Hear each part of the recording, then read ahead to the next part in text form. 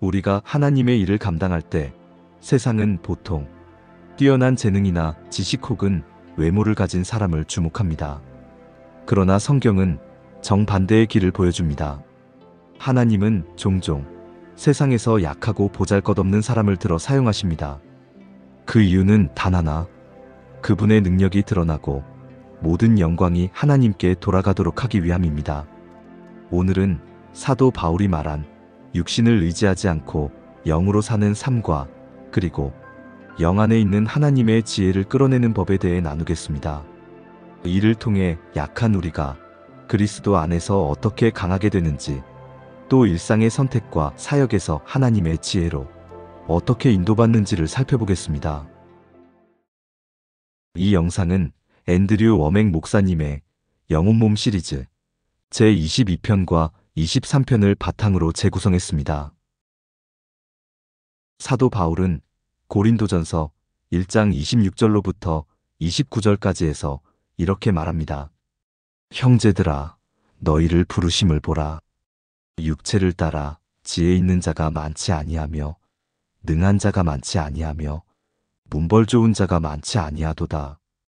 그러나 하나님께서 세상에 미련한 것들을 택하사 지혜 있는 자들을 부끄럽게 하려 하시고 세상에 약한 것들을 택하사 강한 것들을 부끄럽게 하려 하시며, 이는 아무 육체도 하나님 앞에서 자랑하지 못하게 하려 하심이라. 세상은 화려한 이력과 완벽한 스펙을 자랑하는 사람을 찾습니다. 그러나 하나님은 약한 자나 미련한 자 또는 멸시받는 자를 들어 쓰십니다. 그 이유는 분명합니다. 우리가 아닌 하나님이 영광을 받으시도록 하기 위해서입니다. 앤드류 워맥 목사님은 자신의 경험을 나눕니다. 그는 한때 유명한 여성 사역자 캐서린 쿨만 집회에서 봉사했습니다. 처음엔 그녀의 외모나 말투, 그녀의 스타일이 마음에 들지 않았지만 한 번은 죽음 직전의 여성이 들것에서 벌떡 일어나 무대 위로 달려가는 기적을 보았습니다. 그 순간 모든 편견이 사라졌고 하나님이 그녀를 쓰신 이유는 사람들에게 그녀를 칭송하게 하려는 것이 아니라 하나님 자신을 드러내기 위함임을 깨달았습니다. 이 원리는 오늘 우리에게도 동일하게 적용됩니다.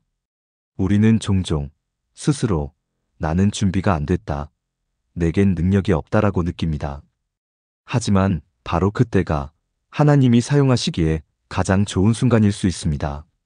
하나님은 은 그릇이 아니라 깨끗하고 순종하는 그릇을 찾으십니다.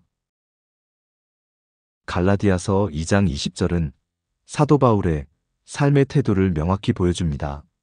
내가 그리스도와 함께 십자가에 못 박혔나니 그런즉 이제는 내가 사는 것이 아니요 오직 내 안에 그리스도께서 사시는 것이라. 이제 내가 육체 가운데 사는 것은 나를 사랑하사 나를 위하여 자기 자신을 버리신 하나님의 아들을 믿는 믿음 안에서 사는 것이라. 거듭난 후에도 우리의 육체와 혼은 여전히 한계와 약함을 가지고 있습니다. 하지만 우리의 영은 예수님과 완전히 연합되어 의롭고 거룩하게 다시 창조되었습니다. 기독교 신앙의 핵심은 내가 점점 강해지는 것이 아니라 나 자신을 덜 의지하고 하나님을 더 의지하는 것입니다. 세상은 스스로를 강화하라지만 복음은 자기를 부인하고 성령을 의지하라고 말합니다. 왜냐하면 우리의 영 안에는 이미 하나님의 생명과 능력이 들어있기 때문입니다. 문제는 이 영의 자원을 현실 속에서 어떻게 끌어내는가입니다. 이 과정은 자기개발이나 심리적 긍정 훈련이 아닙니다. 기도와 말씀 묵상, 그리고 성령의 인도하심에 민감해지는 훈련이 필요합니다. 하나님이 주신 길로 한 걸음씩 순종하며 나아갈 때 영에 있는 생명이 우리의 생각과 감정, 행동 속으로 흘러옵니다.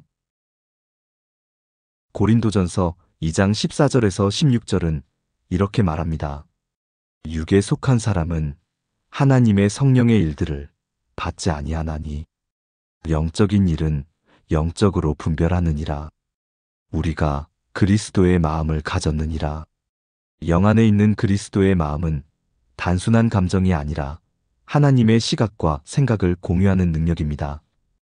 요한일서 2장 20절은 선언합니다. 너희는 거룩하신 자에게서 기름 부음을 받고 모든 것을 아느니라. 즉, 거듭난 영 안에는 이미 하나님의 지혜가 내재되어 있습니다. 문제는 이 지혜를 현실로 끌어내는 것입니다. 많은 그리스도인이 문제 앞에서 해결 방법을 잘 모르겠다면서 번뇌하지만 바른 반응은 이렇습니다. 지금은 그 해결 방법을 잘 모르지만 내 안에 계신 성령께서 지혜를 주실 것을 믿습니다. 이렇게 반응하는 것입니다. 앤드류 목사님은 성령의 인도하심으로 성서학교 설립과 방송 사역을 시작하게 된 경험을 나눕니다. 처음엔 전혀 계획이 없었지만 영 안에서 주신 강력한 확신이 결국 순종으로 이어졌고 지금은 전 세계에 수천 명의 제자가 세워졌습니다. 영의 지혜는 때로 우리의 이성과 반대될 수 있습니다. 그러나 하나님의 인도하심은 결코 실수하지 않습니다. 그러므로 말씀과 기도로 마음을 새롭게 하며 성령의 음성에 귀를 기울여야 합니다. 요한복음 16장 13절에서 예수님은 약속하셨습니다. 그러나 진리의 성령이 오시면 그가 너희를 모든 진리 가운데로 인도하시리니 장래 일을 너희에게 알리시리라. 성령의 인도는 추상적인 개념이 아니라 삶의 실제 지침입니다.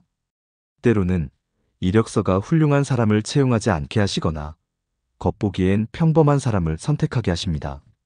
이런 결정이 나중에 큰 유익이나 위험 회피로 이어집니다. 성령의 인도를 받으려면 두 가지가 중요합니다. 첫 번째는 조용히 들을 시간을 확보하는 것입니다. 바쁘고 소음이 많은 환경에서는 성령의 미세한 음성을 듣기 어렵습니다. 두 번째는 작은 순종에 충실하는 것입니다. 작은 일에서 순종하면 큰 일에서도 더 분명히 인도받게 됩니다. 또한 사람의 말을 들을 때 귀로만이 아니라 마음으로 들으십시오. 하나님은 사람을 통해 말씀하시기도 하며 그 말씀에 내 영이 아멘으로 반응할 때 성령께서 직접 주신 것일 수 있습니다. 성령 인도의 목적은 문제 해결이 전부가 아니라 하나님의 뜻 안에서 삶 전체를 재정렬하는 것입니다. 그렇게 될 때 우리는 자기 힘이 아닌 하나님의 능력과 지혜로 살아가게 됩니다. 오늘 우리는 하나님이 약한 자를 택하시는 이유와 영으로 사는 삶에 대해 또한 영의 지혜를 끌어내는 법과 성령 인도의 실제 적용에 대해 나누었습니다. 하나님은 내 능력이 아니라 나의 순종하는 마음을 보십니다. 우리 함께 고백합시다. 나는 하나님의 자녀다. 내 안에 그리스도의 생명과 지혜가 있다. 나는 오늘도 성령의 인도하심을 따라 걷는다. 오늘도 이 믿음 안에서 담대히 살아가시길 축복합니다. 다음 영상으로 다시 뵙겠습니다.